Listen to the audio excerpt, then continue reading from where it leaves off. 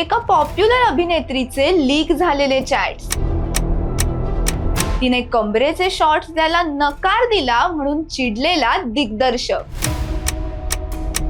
350 कोटींचा big budget cinema आणि टॉलिवूडचा देवासमान मानला जाणारा एक मेगा स्टार.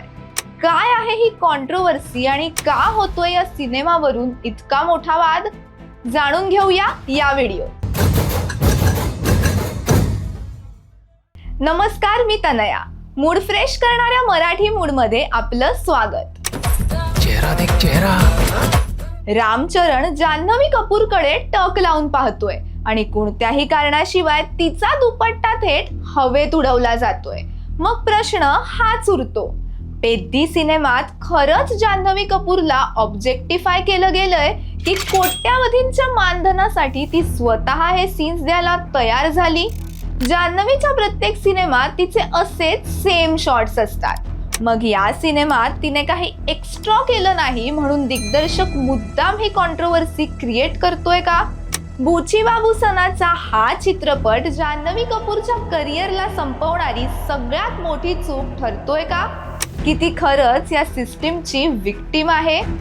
राज शमानीच्या पॉडकास्टमध्ये जान्हवीने इशारा केला होता, There are angles and there are ways in which it is captured without my knowledge or consent and circulated. They put some music and they put some slow-mo and they put some zoom. That's not my consent.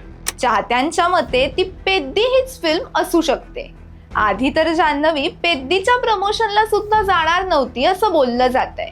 पण नेटिझन्सचा आरोप आहे की रामचरण सारख्या बड्या अभिनेत्यासोबत झळकण्यासाठीच तिने हे promotional events attend केले.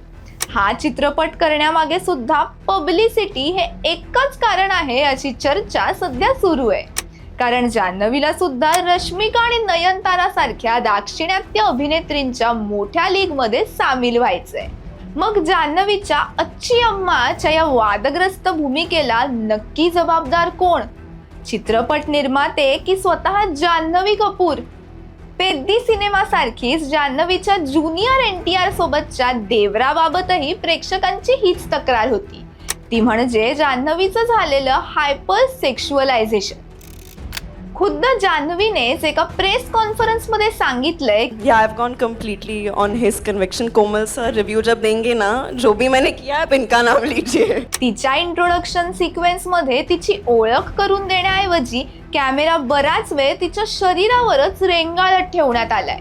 एवढंच नाही तर पॉवर कट दरम्यान रामचरणने तिच्या कन्सेंट शिवाय तिचं घेतलेलं केस, बॅकग्राऊंडला AR रहमानचं रोमॅन्टिक म्युझिक वाजवून कशा प्रकारे ग्लोरीफाय केलं गेलं यावरून प्रचंड संताप सध्या व्यक्त केला जातोय.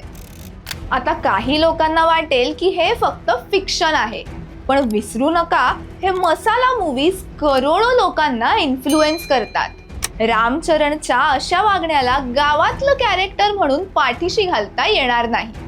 पुष्पा, KGF, ग्रँड मस्ती असो किंवा पेद्दी, सिनेमाच्या नावाखाली चाललेला हा खेळ समाजाला कुठे घेऊन जातोय?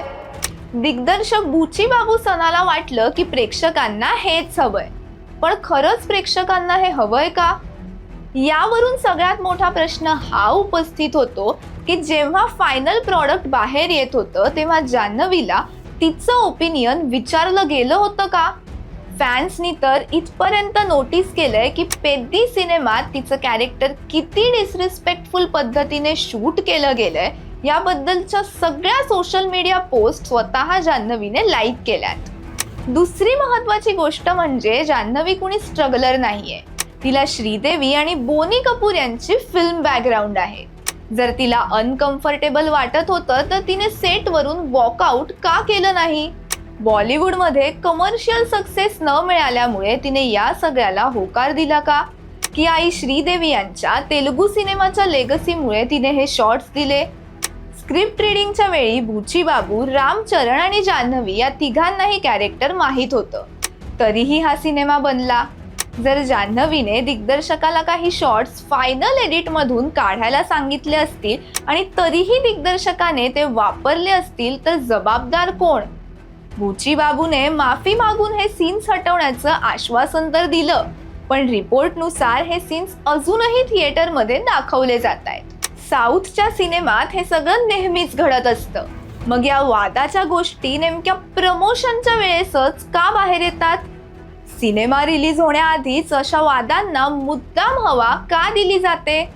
अनेक बॉलिवूड अभिनेत्रींनी सिनेमातल्या महिलांच्या ऑब्जेक्टिफिकेशनवर नेहमीच प्रश्न उठवले. मग आता या संपूर्ण प्रकाराला जबाबदार नक्की आहे तरी कोण? दिग्दर्शक बुची बाबू, सुपरस्टार रामचरण, स्वतः जान्हवी कपूर की असा सिनेमा बघणारे आपण प्रेक्षक? तुमची मतं कमेंट्समध्ये नक्की सांगा. जय हिंद, जय महाराष्ट्र.